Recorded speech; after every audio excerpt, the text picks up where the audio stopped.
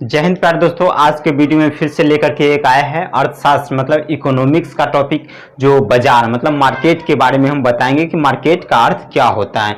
तो आइए दोस्तों वीडियो के साथ बने रहिए। बाजार मतलब मार्केट क्या होता है।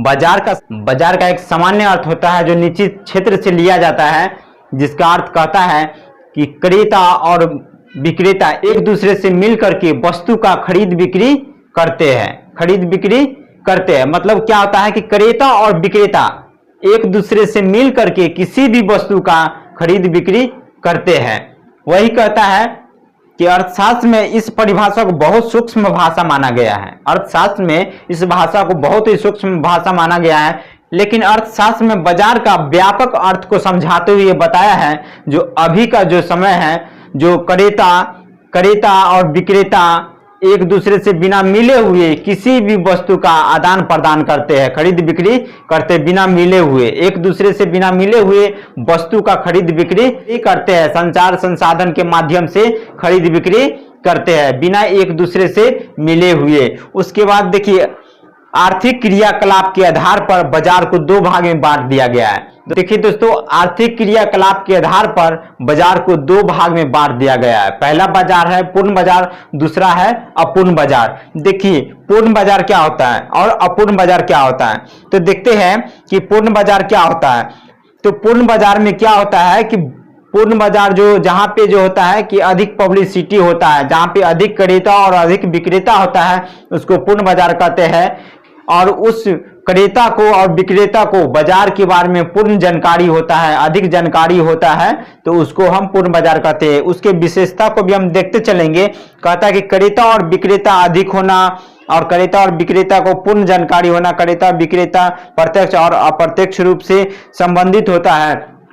कहने का मतलब है जो पूर्ण बाजार में क्रेता और विक्रेता बहुत सारे होते हैं, मतलब बेचने वाले मतलब परचेजर और सेलर बहुत सारे होते हैं, और दोनों को बाजार के बारे में, मार्केट के बारे में पूर्ण जानकारी होती है, बहुत सारी जानकारी होती है, तो उसको हम पूर्ण बाजार कहते हैं। प्रत्यक्ष और अप्रत्यक्ष मतलब डायरेक्ट रूप से ये बात करते हैं, डायरेक्ट रूप से किसी भी वस्तु का आदान प्रदान करते हैं, खरीद बिक्री करते हैं। और कहता है कि बाजार में समरूप वस्तु का होना, मतलब क्या होता है कि बाजार में पूर्ण बाजार में वस्तु को समरूप वस्तु होता है। अगर कोई भी वस्तु अगर किसी एक दुकान में आपको वहां पे अगर उसका मूल्य में आपको लगे कि नहीं यहाँ पे मूल्य ज्यादा मांग रहा है, ठीक ना, तो आप दूसरे दुकान में भी सेम वही वस्तु का मूल्य आप निर्धारित कर सकते हैं, पता कर सकते हैं। तो इसको ही समरूप वस्तु कहा जाता है। पूर्ण बाजार में समरूप वस्तु जो होता है कि उपस्थिति होता है। उसके बाद कहता है कि इस बाजार में वस्तु की गतिशीलता बनी रहती है, मतलब इस बाजार में वस्तु की गतिशीलता बनी रहती है, हमेशा वस्तु जो है गतिशील में रहती है, जो भी ज्यादा स्टॉक नहीं होती, आती है और समाप्त होती है। उस हिसाब से मार्केट में परचेजर रहता है, सेलर रहता है, परचेजर रहता है, कोई भी सामान जो है आदान प्रदान बहुत तेजी गति से होता है। उसके बाद देखते हैं कि अपूर्ण बाजार क्या होता है और इसके विशेषताएं को देखेंगे। देखिए इसका सीधा उल्टा हो जाएगा। मतलब पूर्ण बाजार में क्या था कि यहाँ पर क्रेता और विक्रेता अधिक था, तो वहां पे कम होगा। अपूर्ण बाजार सीधा उल्टा हो जाता है। पूर्ण बाजार के अपूर्ण बाजार सीधा उल्टा होता है कि क्रेता और विक्रेता का कम होना, और इस बाजार में क्रेता और विक्रेता को पूर्ण ज्ञान नहीं होता है। मतलब अपूर्ण बाजार में क्रेता और विक्रेता को पता नहीं रहता है कि कौन सा सामान कब स्टॉक करना चाहिए, कौन सा सामान कब सेल करना चाहिए, इसको बिल्कुल जानकारी नहीं होता है, तो उसको अपूर्ण बाजार कहते हैं। इस बाजार में क्रेता और विक्रेता एक दूसरे किसी भी प्रकार से संबंधित नहीं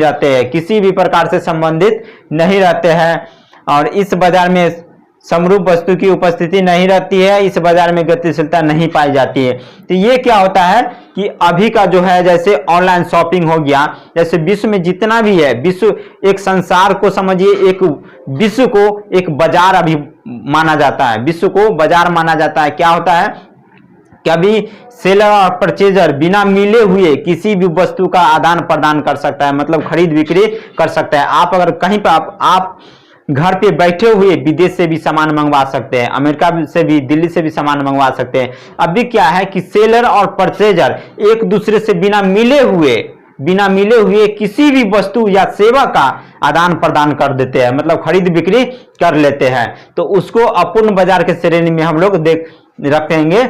और क्योंकि यहाँ पे सेलर और परचेजर एक दूसरे से संबंधित नहीं है, मतलब एक दूसरे को जान नहीं रहा है, पहचान नहीं रहा है कि कैसा है नहीं है, और सामान का आदान प्रदान खरीद बिक्री हो रहा है, तो उसको हम अपूर्ण बाजार की श्रेणी में रख सकते हैं।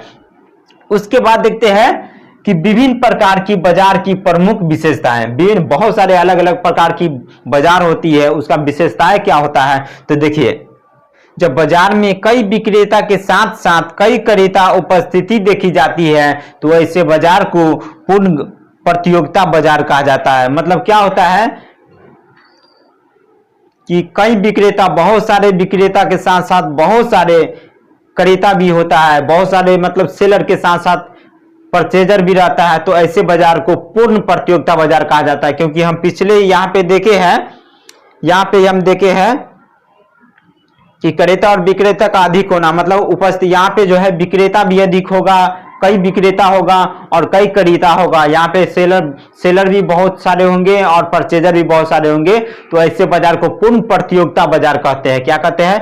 पूर्ण प्रतियोगिता बाजार कहते हैं। मतलब बहुत सारे बेचने वाले होगा, बहुत सारे खरीदने वाले होगा, तो ऐसे बाजार को हम पूर्ण प्रतियोगिता बाजार कह सकते हैं। उसके बाद देखते हैं कि जब बाजार में एक विक्रेता और कई क्रेता देखी जाती है तो ऐसे बाजार को एकाधिकार बाजार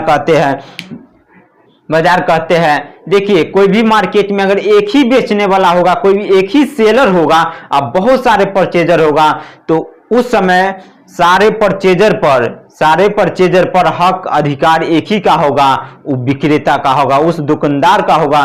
तो इसीलिए इसको एक अधिकार बाजार कहा जाता है। मतलब जो बाजार में जो है एक ही आदमी है, एक ही सेलर होगा, एक ही दुकानदार होगा, जिसका सब परचेजर पर हक होगा, ठीक ना।